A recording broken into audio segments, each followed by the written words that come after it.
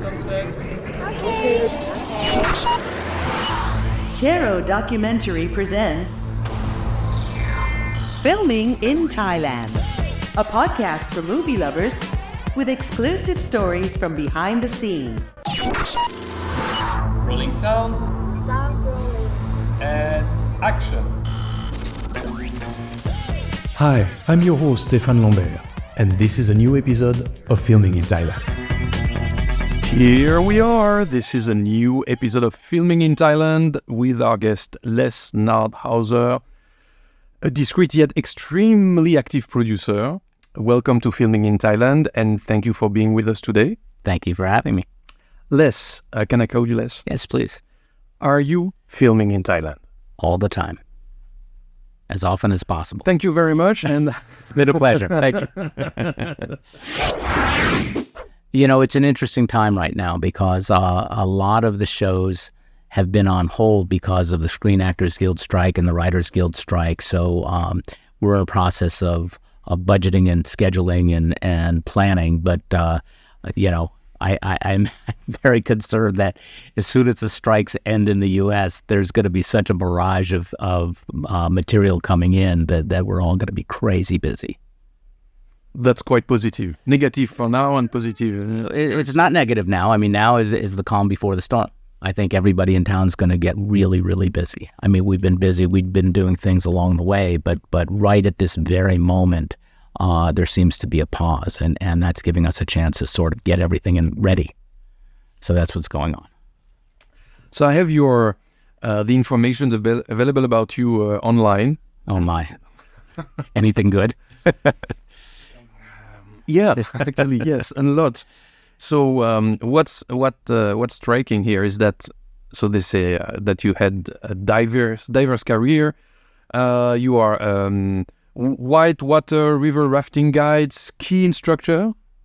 I've had really three ongoing careers at the same time, and one has been visual media. I mean, I was a commercial still photographer in LA with a studio, and film and television, of course, and education. I mean, I've been teaching and administrating education for decades. And I mean, schools. Yeah, I've been academic department chair for 2 departments at a film school. I've taught at various universities here in the U.S. and various other countries. I have an ongoing workshop where I'm teaching people just to grow them. I mean, part of what I like to do, that I really like to do, is look for new talent and bring them up. And the third has been outdoor adventure. I was a ski instructor, ski patrol for almost 25 years, and I was In Thailand? No, not even close. And I was a whitewater rafting guide for about 18 years, and again, not in Thailand. So yeah, I've had all of those things all the time. So you started your company to support a business you were bringing in, or you start up the company and then look for clients?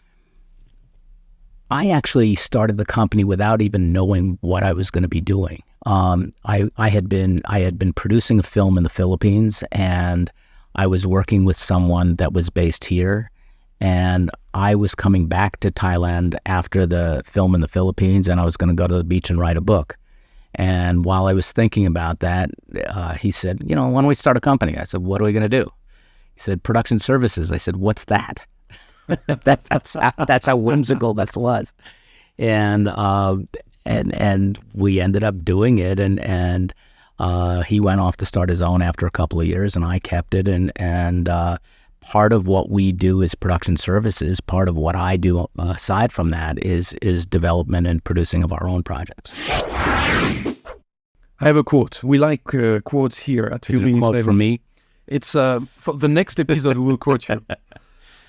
So there is this quote from Quentin Tarantino. He said somewhere, right? At least someone wrote it under his name. He says, producers are the ones who provide the canvas and the paint for the director's masterpiece. You know, it's interesting because when I started in this part of the business, film and television, I was creative first. I was a writer, producer, director.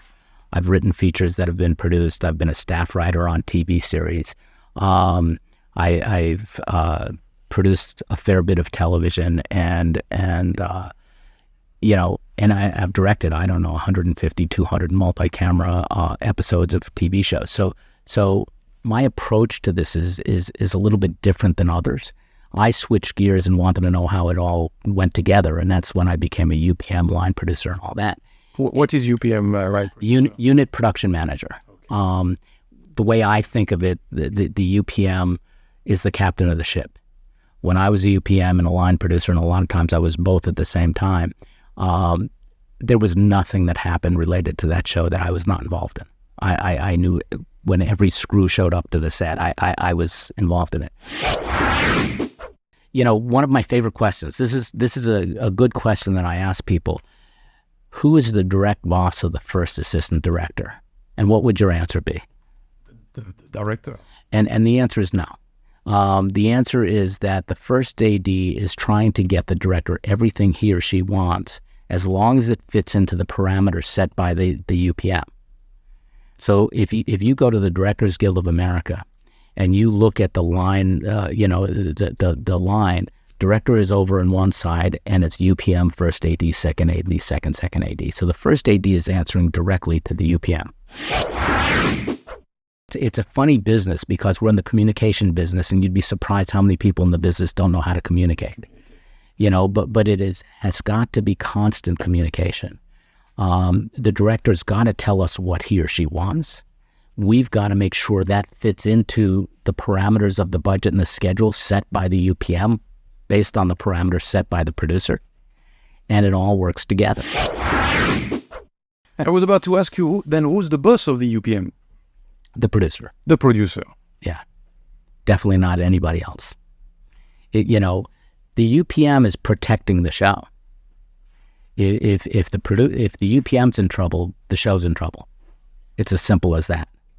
I'm going to give you a quick 30-second lesson, and this is my personal approach to it. I look at it when you're going into a film or a TV series, you're kind of going into war. It's the same mentality. So you've got a bunch of generals on the top, and that's the producers and the directors and the executive producers. And then you've got the captain of the ship that is the UPM. And that captain has 3 lieutenants. One is the production coordinator who runs the office. One is the first AD who runs the set. And the other is the production accountants that are watching the finance. And if those 3 are communicating well with the UPM, everything should go smoothly. Then, of course, he's overseeing all the department heads of the whole show. But those 3 are the nucleus with the UPM. So now you're describing the mechanic of production. Absolutely. Doesn't touch the creative side. It doesn't touch the creative side. It supports the creative side. So, you asked me earlier about situations. I had a situation where a director was also the producer and basically said, we want to do this film with you, and we're going to give you a fixed amount. And anything over that, you're responsible for. I said, well, wait a minute.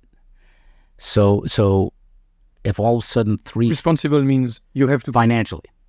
So I said, so if all of a sudden 3 helicopters show up that you've ordered, well, yeah, you have to pay for it. I said, thank you very much. We're done. There is no business like show business, and there is no show without the business. Correct. Is this something that you find well understood in Thailand? Yes, actually. I don't have any issues in Thailand. It's the foreign companies that come in, and you'll once in a while you'll get somebody that hasn't done this before internationally, and they're jumping up and down saying, this isn't how we do it in New York. And my reaction is to very quietly say, can you do me a favor? Look around 360 degrees. You're not in New York. It's not going to be New York. We do it the way we do it, and embrace this. And I've worked in a lot of countries, and I learned that early on. When I worked in India, it was a different scene. When I worked in the Philippines, different scene, et cetera, et cetera. So anybody that's going internationally, you have to embrace the culture and listen for a while before you start saying this is how we do it, because what you do might not be the way it's done locally. You are listening to Filming in Thailand, a podcast by Tarot Documentary with your host, Stéphane Lambert. And we are back with multi-talented producer Les Nordhauser. And I have a second quote for you.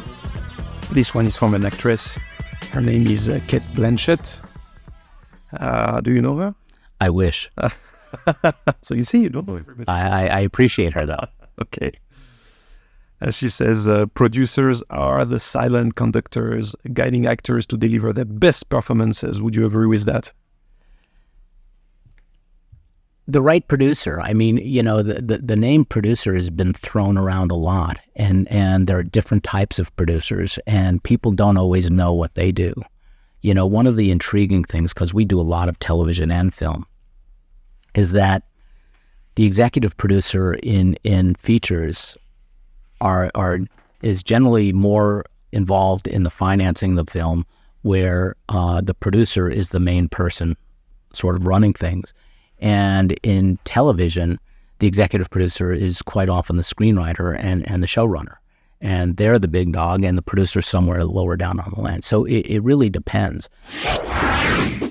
Most often, the producer finds the project first, and it's his or her vision. Now, that person hires the director more often than not, and then it becomes the director's vision. But if it's working well, they're sort of working together to create that vision. You know, the beautiful thing about filmmaking is it's a team sport. There's nobody working in a vacuum. You asked me before, it's like everybody's there to support the director's vision. Yes, as long as it fits into everybody else's vision. You know, unless you're Steven Spielberg. And in that case, you would also be the producer. You'd be everything, and everybody bows down when you walk in, and that's a different conversation. But for your average, I mean, you know, I don't know if you've seen recently Oppenheimer, spectacular film, and one of the things that stood out for me was that they got all of those celebrity, famous actors in the same room at the same time. I said, how did they do that? And everybody in the room said, Christopher Nolan called. I said, yeah, you're right. You know, so in those cases, you know, that person is pretty much running things, but he or she also still needs to be aware of the parameters of the production. So it's a collaboration. But that's why people have so much fantasies about this business. Who's doing what is not very clear unless you're on set in it, and then you know that money talks, who started the project and who has I was about to say the largest ego in the room, but it's not about ego, it's who has the largest audience, successes, maybe knowledge of the mechanic of the business. You know, why are you there is a part of it. That's a recurrent question on the set. You know, you look around and you say, why are you there? But really, are you there because, I mean, the script drives everything. But then are you there because of this producer? Are you there because of that director? Are you there because they were able to get this superstar actor, Cate Blanchett, for instance? You know, it really depends what the draw is. But, you know, everybody in the world wants to be a director. There is a saying in France, if you can do something, you know, do it. If you cannot, teach. But it seems that you're teaching and you can do what you're teaching about. I guess. So, but I have to tell you, I learn from teaching. You learn from teaching? Always.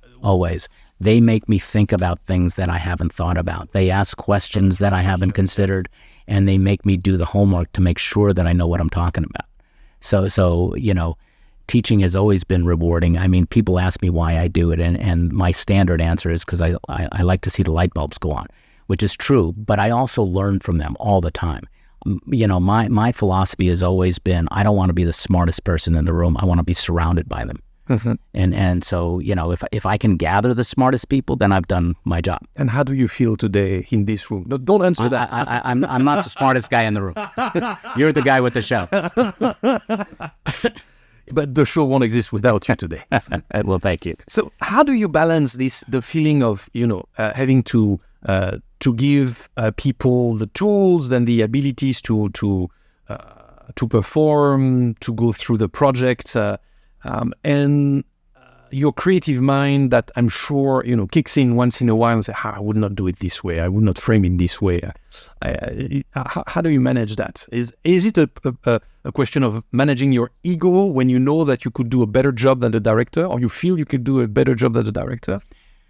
If there is something really significant that a director is not seeing, depending on who the director is, and depending on my relationship with the director, if I feel comfortable and if I feel they're going to take it the right way, I'm never going to say you got it all wrong. But I might say, have you considered this? Just another idea. And you want to be very. I mean, listen, directors like actors, have fragile egos. And what you never want to do is have them feel you're questioning them. But if you can show them something that's going to make the shot better, and I rarely do this, but if I see something that's really going to be a big difference, if the opportunity is right, maybe I'll say something and it'll be, hey, I had a thought, and you can tell me to go away if you want. But what do you think of this? Do you have a specific example where your input changed the way it went to the screen, the way it was crafted? Or an example of you involving and then it goes terribly wrong. Everybody gets angry. It doesn't work the way you... I'm not going to mention names here, and I'm not going to mention the show even. But I will tell you a particular situation. We were working on a film here a few years ago, and we had a Hollywood star. He wasn't an A-level star. He was a B-level star. And there was a particular scene in this film where it was late at night, and the story was about, this particular scene was about two of the characters talking, as two women talking, and he was behind them in a car and in the passenger seat, and they were going to shoot the two of them, and through them you'd see him listening in. And I hear roll camera, roll sound, cut. And I see all of a sudden everybody running around and moving everything to a different place. I went to the director. I said, what's going on? He said, well, the actor in the car thought we should shoot through the car to the two ladies. And I said, this scene isn't about him. He said, I know, but you want to keep him happy. I said, I wouldn't want to keep him that happy. It's like, really, didn't make sense. And he said, well, I'm going to go with it this way. We'll try to shoot one after, but and that's all you can do. I mean, I'm not going to stir up all that. But. So did you see the finished film that went on screen? Yeah, and it went the way he wanted. Yeah, so. Was that bad finally? It wasn't appropriate. Production services, that's the key word. So you are welcoming celebrities, people that are busy. They represent a lot of business, a lot of money. They come to Thailand and they have certain expectations about the country or about the way people are interacting with them. Can this be I would say a driving force on set, or sometimes you have to deal with people that have not the right behavior or not the right interaction with people? How do you manage that with those celebrities? I've got a few thoughts about that. One philosophy I've had my whole career is that you want to treat people that want to be celebrities like they are celebrities, and you want to treat people that are celebrities like normal people, and it works every time. And again, I won't mention names, but people that are very famous don't want everybody around them just bowing down to them all the time. They want somebody to go, hey, Brad, hey, it's like normal. And the young stars coming up, they want to be treated like royalty. You'll get a producer or a director or an actor who's a screamer. Mm-hmm. And I cannot tell you the number of times I've gone up to somebody and said, you cannot scream at my crew, because Thai crew would rather be unemployed than yelled at. And I said, I'm dead serious. You have two choices. Keep it to yourself, go out into the woods and scream, or yell at me because I'm from New York and I can handle it, and not scream at my crew. That's really true. And if you can't control yourself, then don't talk to my crew. I've said that before. And it is true. I mean, we've all heard stories. I fortunately haven't had it on my set, but we've all heard stories about entire departments just disappearing because somebody got yelled at. And we can imagine that those people who are screamers, as you said, they go back to their place and they stop screaming at people. Well, we can hope. we can hope, or maybe they think, the Thai crews, they just left, So who knows? But I mean, that's something to be very, very aware of. You are listening to Filming in Thailand, a podcast by Tero Documentary, with your host, Stéphane Lambert. And we are still filming in Thailand with our guest, the multi-talented Les Nordhauser. Do I pronounce your name correctly? It's actually Nordhauser. Nordhauser. Where is it from? It's from Germany. I'm not from Germany, but my dad was. So Nord could be north. Yes, House of the North. Nordhauser. Yeah. Les. I'll call you Les. Okay, fair enough. When you are the creative, when you are the driving force behind a project, what is your approach to get the money in your project, being based in Thailand? Please give us precise name, numbers. Absolutely. And they're going to give me how much? It's a puzzle that you put together. And the driving force always is the script or the story or the concept, depending on what genre you're in. Once you've got that and that's solid, there are 4 other parts to put this whole puzzle together. One is the on-screen talent, one is the director, one is the financing, one is the distribution. The more of those you get, the easier it is to get the others. And I had a conversation just recently, this past week, with a producer from LA who happened to be here. And what he was telling me, that currently the on-camera talent is the most important aspect. If I've got, and I'm just going to throw a name out there, if I've got Brad Pitt there, or Kate Blanchett, or anything like that, money's going to come. Okay.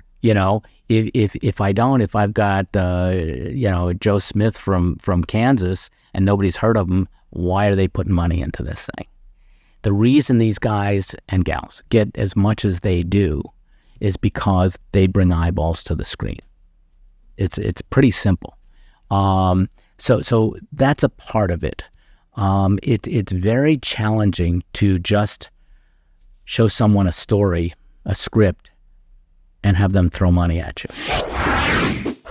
So you would say actors are the number one element? Seems lately they're a big, are they the number one? No, but they're a big part of it. So how do you deal with that from Thailand? Can you initiate a project in Thailand or even a Thai project with then you don't have so much access to international talents, not to mention American talent, and still get some interest? My background is 20 years in Hollywood, and I did a lot there. I was very involved politically there. I was chairman of the American Association of Producers for a couple of terms. I was vice president of Motion Pictures of the Producers Guild of America. I'm still an honorary board member there. So I do have a lot of connection there. I have a branch of my company in the U.S. But you're not on strike today. I am not on strike. Okay, please continue. I'm not on strike. If I was acting, maybe I would be. So I'm not that far removed. I mean, I start my day almost every day with Zoom calls to the U.S. Okay, so I am very much, and if it's important enough, I can be there in 24 hours. It's I look more at Thailand and Southeast Asia as my backdrop.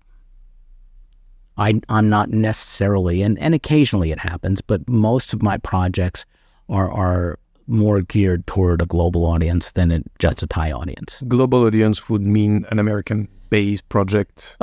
Well, again, American-based, what does that mean? Is it the audience being American? Sure, but I have no problem doing it here. There is the Thai Film Office that is producing statistics on how many films were shot in Thailand, films, documentaries, music videos, programs, etc.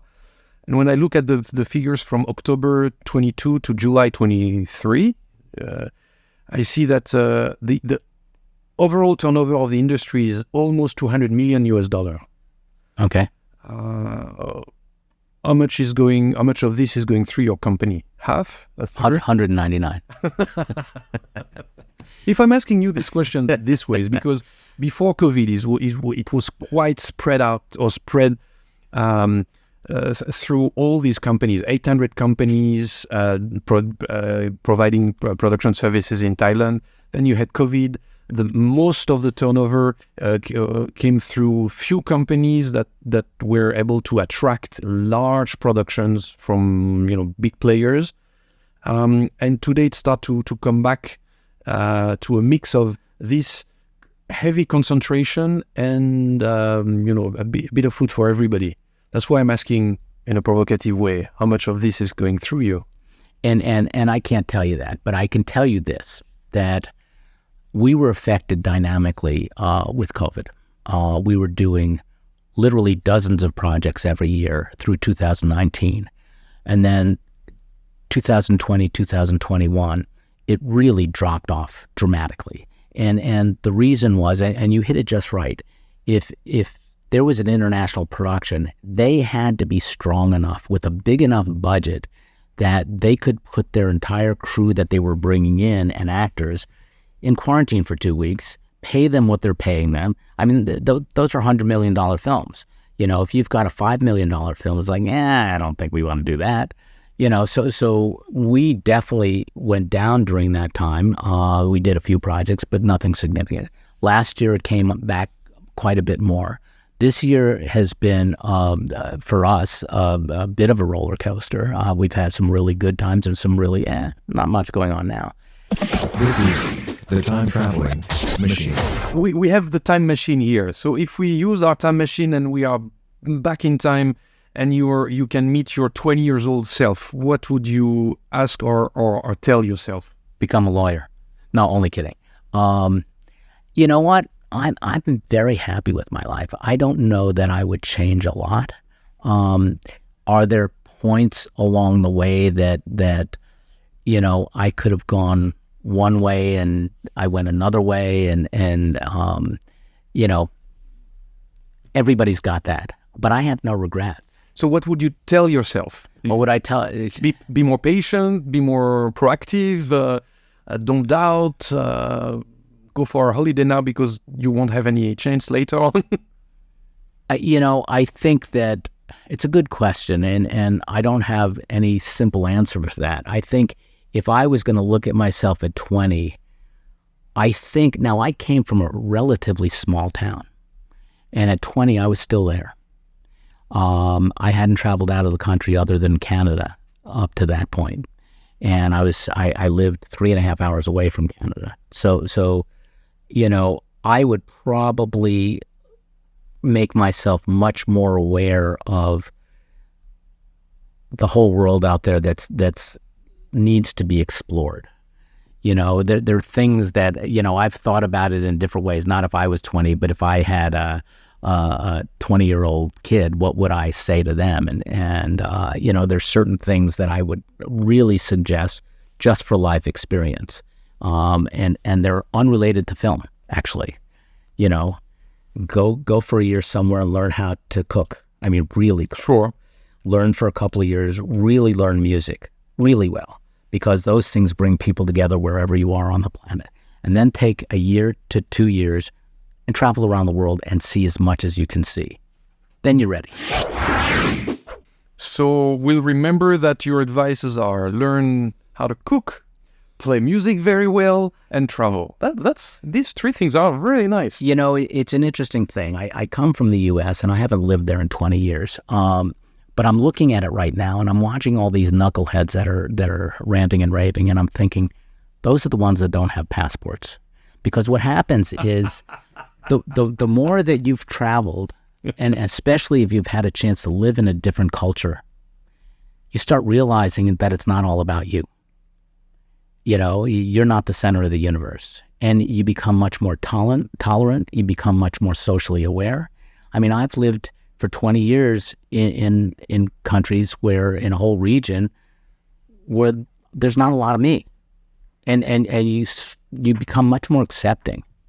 You know what? Maybe I'm the odd guy out. You know, when I first went to India the first day, and I was vice president of production for Sony, literally the first day, I was introduced to about 420 people who I had never seen before. I had never heard those kind of names before.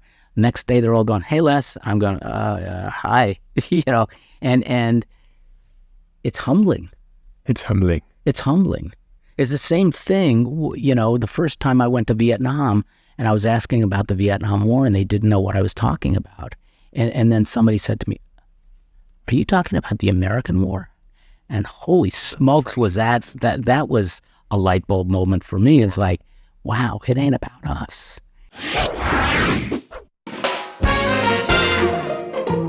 Les, we are reaching the end of our show today, but before we part, we have a special gift for you if Fiat is kind enough to bring it to you. Yes, please. We are delighted to offer you the award for Best Guest Ever. I'm sure you've had some illustrious ones already. Here it is. Thank you so much. So this is a mug. Don't get too much excited. Is it filled? I don't know why you have my card on the top. Please keep it. It gives you a discount at the bar downstairs. Oh, excellent. So you can open it if you want. It's Dero Documentary official mug. Well, thank you so much. I hope it will be useful in the office or on set. I'm sure it will be. That's all for this episode of Filming in Thailand, recorded live from Tero Radio Studios in the heart of Bangkok, Thailand. That's a wrap. Thank you very much for being with us. My pleasure. Thank you. That was Filming in Thailand, an original podcast brought to you by Tero Documentary on Hoodie Podcast, with your host, Stefan Lombe. Thank you for listening and stay tuned for our next episode of Filming in Thailand.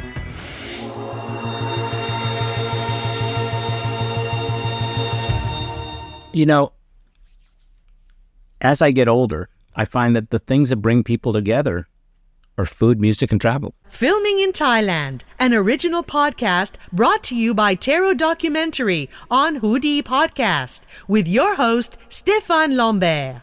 Thank you for listening, and stay tuned for our next episode.